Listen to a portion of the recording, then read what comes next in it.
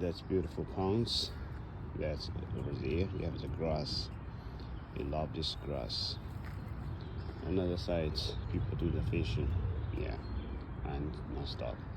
But I don't think they have too many. But they do have. I can see the fish ripples in the middle. So they have the trout.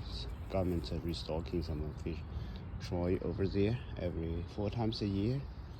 It's a lot of people just fishing there. It's the easiest. So just limit for 2. Good for your lunch daily. And this guy just take some grass.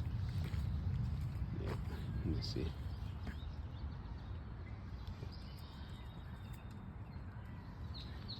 Yeah, they're fishing.